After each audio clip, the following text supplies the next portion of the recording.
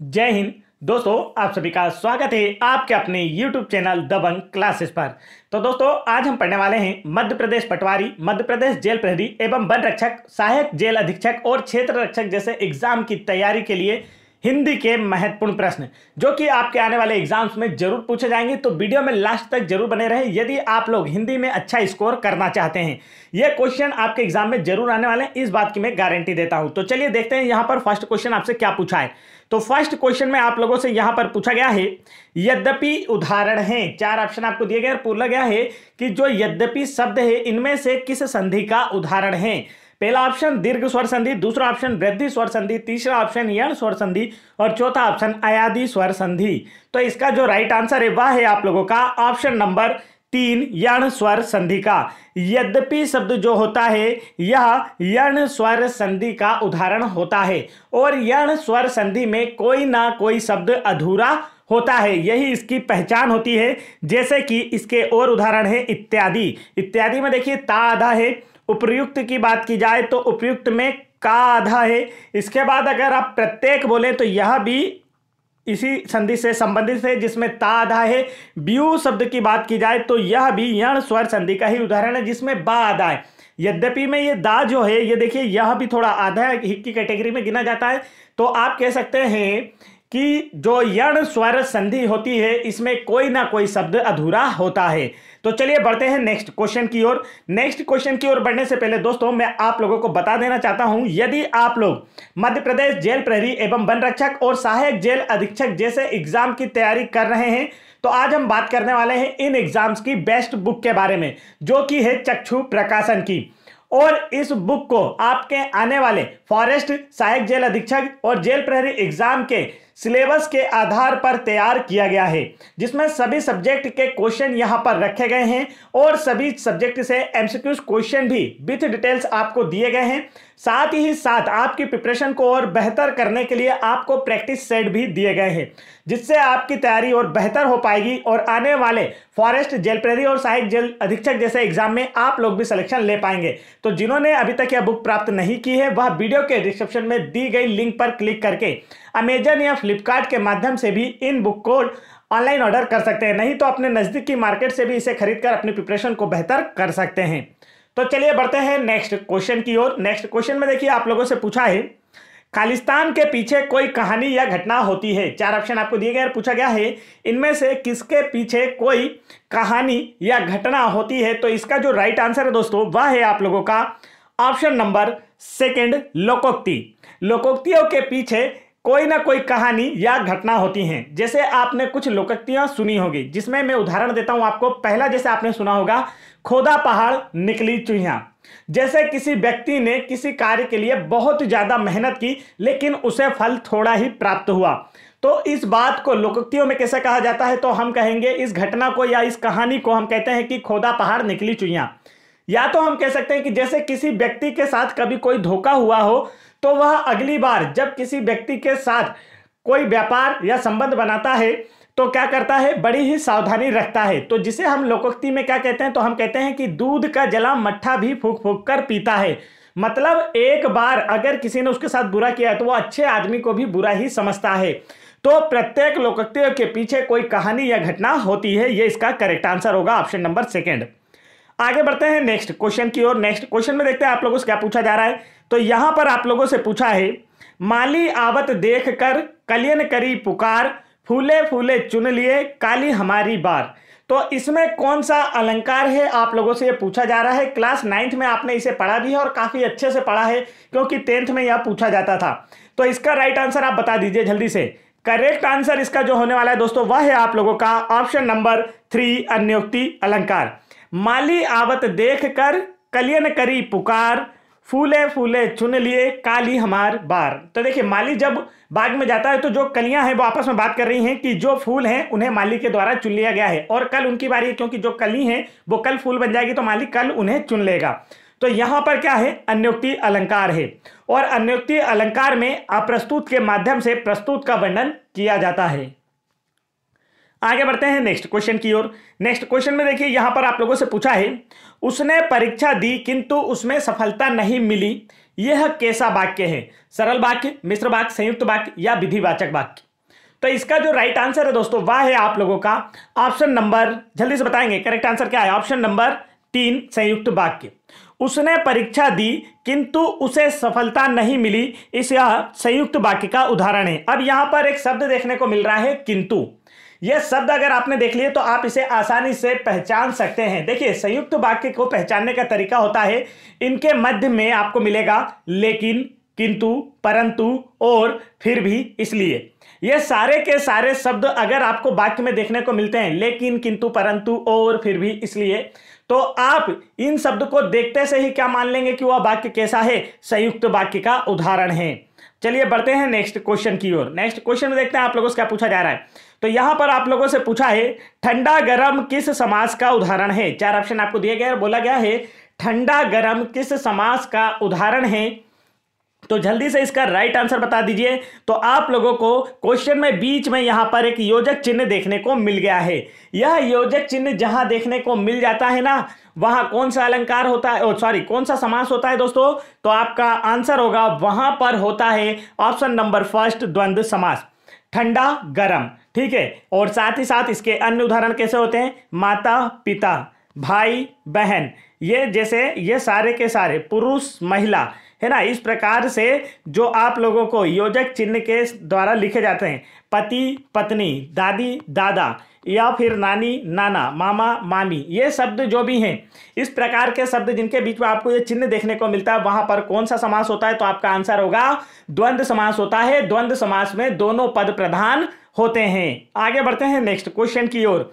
Next question में देखिए यहां पर आप लोगों से पूछा है छंदों या गीत का क्रम बदल देने पर भाव स्पष्ट करने में असुविधा नहीं होती। किसमें, मुक्तव्य काव्य में, आख्यान गीत में, खंड काव्य में, या चंपू में।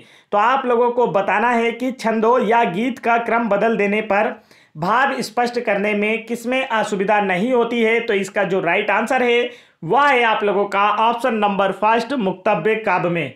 मुक्तव्य काव्य में छंदों या गीत का क्रम बदल देने पर भाव स्पष्ट करने में असुविधा नहीं होती है। आगे बढ़ते हैं नेक्स्ट क्वेश्चन की ओर। नेक्स्ट क्वेश्चन में देखिए यहां पर क्या पूछा जा रहा है। तो यहां पर आप लोगों से पूछा है कौन सी पत्रिका का प्रकाशन मध्य प्रदेश से संबंधित है। काफी ज्यादा इंपॉर्टेंट क्वेश्चन में यहां पर आपके लिए लेकर आया हूं।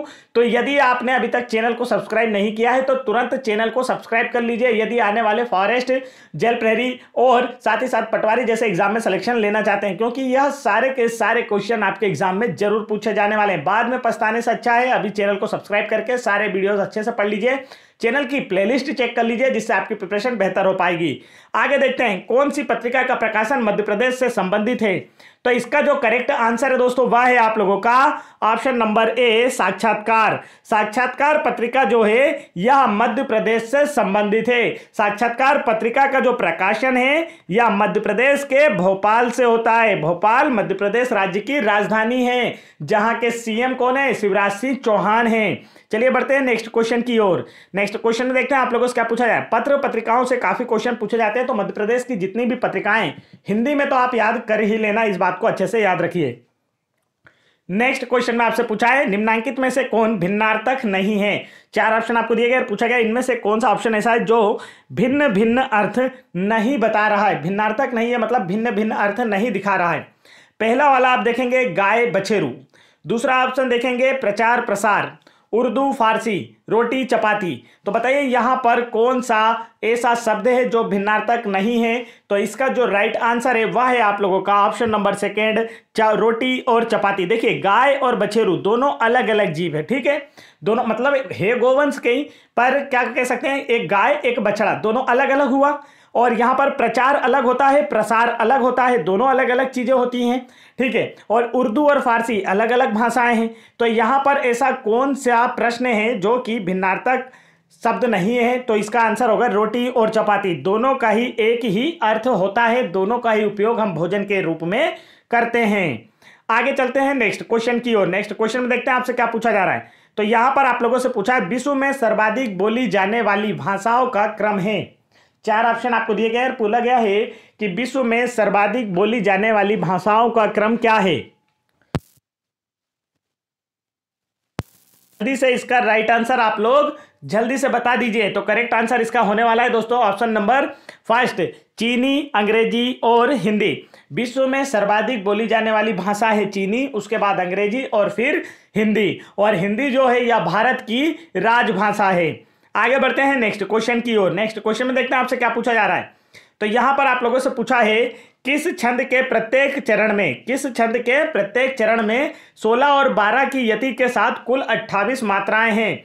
उल्लाला छंद में, गीतिका छंद में, हर गीतिका छंद में या रोला छंद में। आप लोगों से पूछा गया इनमें से किस छंद में प्रत्येक चरण में 16 और 12 की यति के साथ कुल 28 मात्राएं हैं। तो इसका जो करेक्ट आंसर है वह है आप लोगों का ऑप्शन नंबर 3, हरि गीतिका छंद में। कितनी मात्राएं होती हैं? 16 और 12 यति के साथ 28 मात्राएं होती हैं। काफी इंपॉर्टेंट क्वेश्चन है, आप लोगों के एग्जाम में ऑलरेडी पूछा जा चुका है, तो आपको अच्छे से याद रखना है। बढ़ते हैं नेक्स्ट क्वेश्चन की ओर। नेक्स्ट क्वेश्चन में देखते हैं आप लोगों से क्या पूछा जा रहा है। तो यहां पर आप लोगों से पूछा है जुगुप्सा किस रस का स्थायी भाव है। 4 ऑप्शन आपको दिए गए हैं, बोला गया है जो जुगुप्सा है यह किस रस का स्थायी भाव है। जल्दी से इसका राइट आंसर बता दीजिए कि इसका करेक्ट आंसर क्या होने वाला है। तो इसका जो करेक्ट आंसर है दोस्तों वह होगा आप लोगों का, बताइए जल्दी से कौन सा करेक्ट आंसर होगा। तो correct answer is option number 4, विभत्स रस का। जुगुप्सा या घृणा, जुगुप्सा या घृणा जो है यह किस रस का स्थायी भाव होता है। तो आंसर होगा विभत्स रस का स्थायी भाव होता है। ये काफी अच्छे से आपको याद रखना है, ठीक है। ये आपको दोनों चीजें याद रखना है कि विभत्स रस का स्थायी भाव क्या होता है, या फिर आप लोगों से बोल दिया जाए मतलब दो में से कोई सा भी एक ऑप्शन आ जाए, या तो आपको घृणा आ जाए या तो फिर आप लोगों को क्या आ सकता है दोस्तों, जुगुप्सा आ सकता है। तो ये दोनों ही आप लोगों को करेक्ट आंसर मानना है, क्योंकि दोनों में से कोई सा भी आप लोगों से पूछा जा सकता है। और विभत्स रस के अगर उदाहरण की बात की जाए तो देखिए, जैसे किसी चीज को देखकर आपके मन में घृणा आती है तो वह क्या होता है, विभत्स रस होता है। जैसे मान लीजिए कि कहीं पर एक मछली पड़ी और उसे कौवे नोच नोच कर खा रहे हैं, तो आप लोगों को देखकर क्या हो रही है, घृणा हो रही है। उस दृश्य को देखकर क्या हो रही है, मन में घृणा उत्पन्न हो रही है। तो वहां पर कौन सा रस है, तो आपका आंसर होगा विभत्स रस होगा, जिसका उदाहरण है, उदाहरण क्या है, सिर पर बैठे हो काग, आंख दो खात निकारत, खींचत ही जीव ही स्यार अति ही आनंद उर धारत, गिद्ध जांगी को खोदी खोदी के मांस उपारत, स्वान आंगुरिन काटी काटी के खात बिदारत। इसमें क्या है कि सिर के ऊपर एक कौवा बैठा है जिसके हाथ में एक मांस का टुकड़ा है जिसे वह नोच नोच कर खा रहा है। तो यह दृश्य देखकर आपको क्या होगी, घृणा उत्पन्न होगी। और जहां घृणा उत्पन्न होगी वहां पर कौन सा रस होगा, तो आपका आंसर होगा विभत्स रस, और इसके स्थायी भाव होते हैं जुगुप्सा और घृणा। बढ़ते हैं नेक्स्ट क्वेश्चन की ओर। नेक्स्ट क्वेश्चन में देखिए आपसे क्या पूछा है। तो नेक्स्ट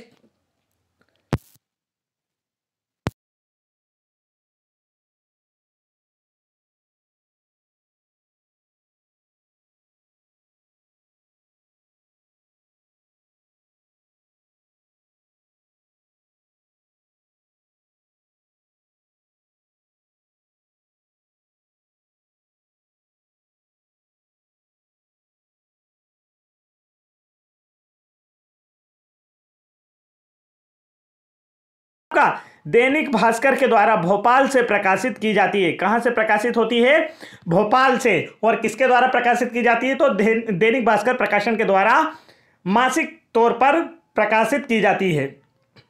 नेक्स्ट क्वेश्चन में आपसे पूछा है आलंबन के भेद हैं। 4 ऑप्शन आपको दिए गए और बोला गया है इनमें से कौन से आलंबन के भेद है। अगर आपने इसे नहीं पढ़ा है ना दोस्तों, ये आलंबन उद्दीपन, तो आप रस में जाकर इसे जरूर पढ़ ले। यहां से क्वेश्चन इतने ज्यादा आपसे पूछे गए हैं ना आने वाले, देखिए जितनी वीडियोस आप लोगों के लिए आएगी, मैंने आपसे कहा है कि हम 50+ वीडियो बनाएंगे, और आज मैं आपसे कह रहा हूं कि हम 100+ वीडियो बना के देंगे आपको पटवारी एग्जाम से पहले हिंदी के। तो जिन्होंने अभी तक चैनल को सब्सक्राइब नहीं किया कर लीजिए, वहां पर आप लोगों को ऐसे क्वेश्चन काफी देखने को मिलने वाले हैं। तो यहां पर आप लोगों से पूछा है आलंबन के भेद हैं। 4 ऑप्शन आपको दिए गए, बोला गया इनमें से आलंबन के भेद कौन से है। तो राइट आंसर इसका होगा ऑप्शन नंबर 2, आश्रय और विषय। क्या है राइट आंसर, आश्रय और विषय। अब आलंबन क्या होता है, तो यह आपको याद रखना है, जिसका आलंबन या सहारा पाकर स्थायी भाव जागते हैं वहां पर आलंबन विभाव होता है, जिसे नायक नायिका, ठीक है। आलंबन विवाह के 2 पक्ष होते हैं, एक होता है आश्रय आलंबन, दूसरा होता है विषय आलंबन। जिसके मन में भाव जगे हैं वह आश्रय आलंबन, तथा जिसके प्रति भाव जगे हैं वह क्या होगा, विषय आलंबन होता है। अब आप समझ गए होंगे कि इसका मतलब क्या होता है। देखिए जैसे कि एक नायक है और एक नायिका है, ठीक है, जैसे एक नायक है और एक नायिका है। अब यह नायक जो है जैसे इस नायिका को देखता है तो इसके मन में इसके प्रति प्रेम जागृत होता है। तो अब यहां पर देखिए कौन सा आश्रय है और कौन सा विषय है, इसमें आपको समझना है। तो जिसका आलंबन या सहारा पाकर स्थायी भाव जागते हैं उसे आलंबन विभाव कहलाता है। तो देखिए यहां तो पहले आलंबन क्या होता है उसके बारे में हमने जान लिया, जैसे नायक नायिका। अब आलंबन विभाव के दो पक्ष, पहला आश्रय आलंबन, दूसरा विषय आलंबन। और जिसके मन में भाव जगे हैं वो आश्रय आलंबन। जैसे देखिए किसके मन में प्रेम जगा है, तो आप कहेंगे नायक के मन में प्रेम जगा है, सॉरी। तो यहां पर आश्रय आलंबन कौन हो गया, तो आप कहेंगे कि नायक हो गया। और जिसके प्रति प्रेम जगा है, किसके प्रति प्रेम जगा है, तो आप कहेंगे नायिका के प्रति प्रेम जगा है। तो यह नायिका जो है ये क्या हो गई, विषय आलंबन हो गया। जैसे उदाहरण के लिए हम कह सकते हैं यदि राम के मन में सीता के प्रति रति अर्थात श्रृंगार का भाव जगता है तो राम आश्रय होंगे और सीता विषय होंगी। समझ गए आप लोग अच्छे से? अगर अच्छे से समझ में आया तो वीडियो को लाइक जरूर कीजिएगा यार, आपके लिए काफी मेहनत कर रहे हैं हम। यहां पर नेक्स्ट क्वेश्चन देखिए, आपसे पूछा है तथागत से आशय है। चार ऑप्शन आपको दिए गए, बोला गया है कि तथागत से क्या आशय, गौतम बुद्ध, महावीर स्वामी, शुद्धोधन या आचार्य चारवाक। तो इसका जो करेक्ट आंसर है दोस्तों वह है आप लोगों का option number first, Gautam Buddha. तथागत शब्द से आश्रय यहां पर गौतम बुद्ध से है। तो ये थे दोस्तों आज के हमारे टॉप 14 क्वेश्चन जो कि आप लोगों के लिए यहां पर एग्जाम से लाए गए हैं, आने वाले एग्जाम के लिए लाए गए हैं। और ये काफी इंपॉर्टेंट क्वेश्चन है, आप लोगों के एग्जाम में जरूर पूछे जाएंगे। ऐसे ही आप लोगों के लिए 100+ सेट हम लेकर आने वाले हैं हिंदी के, जो कि आप लोगों के एग्जाम में जरूर पूछे जाएंगे।